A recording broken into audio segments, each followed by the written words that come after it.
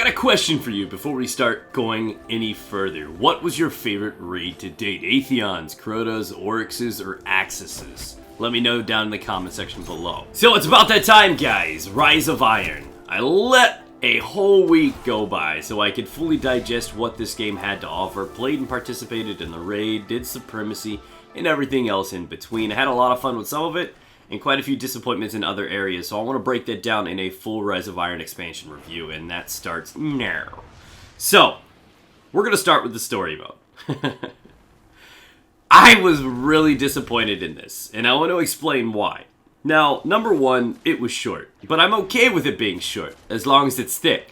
You know what I'm saying? As long as there's enough detail in it, it makes you happy and satisfied at the end of the day. But that was the issue, is it failed on both fronts. Not only was it a short experience, which I guess is probably a benefit. If you're not got a good story going, I'm glad it's short, so it's over quicker. But at the end of the day, there was really no character progression. I thought we were going to learn so much about the Iron Lords. I thought we were going to learn so much about Saladin. But when it was all said and done, I felt like he was nothing but a washed up old dude. I didn't really learn anything about these old heroes. More so, it was just about the enemy that they faced and effectively pretty much lost against. The worst part is this wasn't like an entirely new race like the Hive or Fallen. There's really no face, no ultimate bad guy or nemesis you have to just go ahead and clock in the mouth. This wasn't a build-up like we've had story-driven up until now. We knew Crota was just some salty little spoiled bitch. We knew his dad wanted revenge. You know, up until now, we've had some progression towards the storyline and other characters like Cayde and Eris between. This time, Saladin just was like on the sidelines. I don't feel like I got anything out of it. Very limited information given to us, and I was very disappointed at the end because it wasn't juicy at all. It was kind of like, oh, okay, this is terrible. Why did we even do this? So that was my biggest area of disappointment, was the storyline. And I feel like if you have a good storyline, it can feed into the raid experience too. And we saw that with the Taken King. We saw the banter between Cayde and Eris Morn. We knew that he was building up, earning his strength to be able to fight us, to avenge his son. There was a lot of interesting things and mechanics that pulled together to make the Taken King such a great story, and it impacted the raid. To me, it's like they tried to open up a new chapter and then got writer's block. It's like it went nowhere. Honestly, I didn't know who I was going to fight at the end of the raid. I didn't know why we were fighting this Siva crisis beyond the fact that they're just a threat and they kicked old people's asses. I wasn't attached to this at all, and I didn't get to learn enough about characters that I really wanted to learn a lot about, and I think that's where the disappointment stemmed from. So, Bungie, if you're listening, next time you decide that you want to make sure we don't progress any of our favorite characters, and we really don't go anywhere with the story, do me a favor. Let's step over and talk about Crucible. I'm going to try to make this short and bitter. So, the way that I see it is Crucible has been in a very bad place for a long period of time. A couple things get better, a few things get worse, but we've never had that harmony that we look for, that balance that we desire, in between overpowered subclasses, specials used as primaries, fusion grenades, and a handful of other things that are just a little bit ridiculous in this game. Has always made Crucible kind of an issue and can torment some people. If you're going in solo, between the matchmaking and lag, there are a long list of problems with PvP.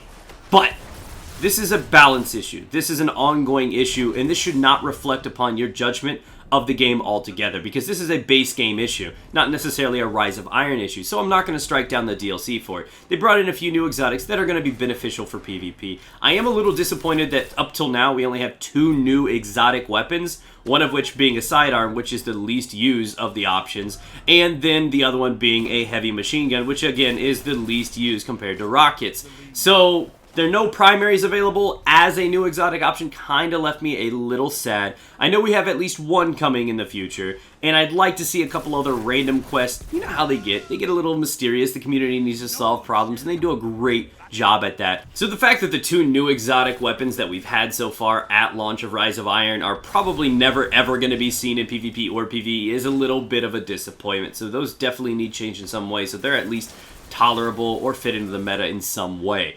Now, one thing that I thought was really cool, great new addition, is the Archon's Forge. Now, they have some storage issues. Obviously, to activate these and start participating is a bit of a struggle unless you have a whole lot of people there and they just keep dropping and you guys can feed the machine. But at the end of the day, this was a very cool experience, and it should be occupied for a good few weeks Maybe not the full lifetime of Rise of Iron, but you can get in there, earn one of the best sniper rifles in the game, quite a few different pieces of armor, and it's a great source of Ingrams, and it's very fun to do. It's kind of like Prison of Elders meets Court of Oryx, and it's a fun activity. And the fact that But Not Forgotten is one of the best sniper rifles in the game makes it a reason to grind, and that's why people are going to keep playing it for the next few weeks, trying to farm for a god roll weapon like that. And that's one of those perfect examples, is as long as the rewards are worth it, people are going to do the activity, which is why we've seen less activity in strikes and other things. There needs to be some unique exclusive things to find in some of these for people to just farm for. They got to be worth it at the end. Now, the big one. The whole reason many people buy some of these in the first place. And this is the raid. Now, I, for one, loved the raid. This is probably my second favorite raid to date. Now, I did have one issue, and that was with the boss fight, but we'll get there in a minute. Number one, I really liked the way things changed. There were a lot of new additions, mechanics. Man, dude, half of this raid was dodgeball. I just imagine Patches O'Houlihan going, if you can dodge a wrench, you can dodge a Siva charge. It was such a fun experience. And I liked it a lot, despite not giving a shit about the Siva or the clusters or whoever we're fighting. I just liked the new mechanics in the raid. I liked the throwing, I liked the light grabbing, I liked the TV situation. It was awesome. It was awesome at the end of the day.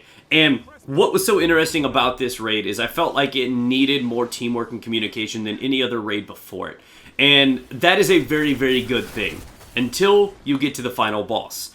Basically, the final boss, without spoiling anything, takes everything that you have earned and learned from the first few phases of the raid and throws them together into one hectic boss fight. Now, I'm not upset with the boss fight itself. It's actually very, very fun. The thing is you're going to need a lot of chemistry and synergy across your teammates, and above all, communication. Like I said, communication is more necessary now than it has ever been, because people are rotating so frequently, people have so many different jobs, that at any given time, if one person screws up just one part of this, with all of these mechanics juggled at one time, it's a wipe. And this has created an issue. There's a lot of people, if you're dealing with people that are new, they're going to be communicating and talking over each other. People are going to be hearing things wrong, calling things out wrong, throwing the ball wrong. And if all of this happens and one person screws up, it's over. This fight usually takes between probably 10 and 15 minutes to successfully beat the whole thing, maybe even up to 20 minutes. And during that, if any one of you 6 people screw up at all, it's over. And it's not hard to do. You can get distracted, confused, put under pressure. It's not that this is a very hard thing. It's just with so many people talking, with so many things changing, and so much responsibility, it is just a matter of time until somebody screws up. You just gotta pray it doesn't happen during that phase. So it's very hard for new people or LFG groups or anything like that to get together and get this done. But as I said, it's not hard to do. It's not difficult. It's just, you gotta communicate a lot, and there's a lot of room for error. And because of that, it's just, people are going to fuck up. Even the most veteran and cooperative of teams are going to screw up. And it's just going to happen. You just got to pray it doesn't happen when you got that one smooth run going. So that aside, they did a great job developing the atmosphere of the raid too. And that's something I generally don't care about, like the design itself. It was an incredible environment. My hat's off to the guys that developed it. It was such a fun. Some of my favorite parts of the raid were actually the parts traveled between the bosses, like the actual jumps and stuff. It was so good. So, Rise of Iron, $30. Is it worth it? Hell yes. For the raid alone, it was ridiculously good. I like Supremacy added to the mix. The new types of legendary weapons are a lot of fun as well. And of course, like I said, the only real disappointment phase was with the story mode. I felt like it really didn't get us anywhere. I didn't learn anything new about the Destiny universe. It was just kind of meh. So that's how I feel, guys. Let me know how you feel down in the comment section below, and I will see you with another Destiny video later tonight. You take care, guys, and stay moist.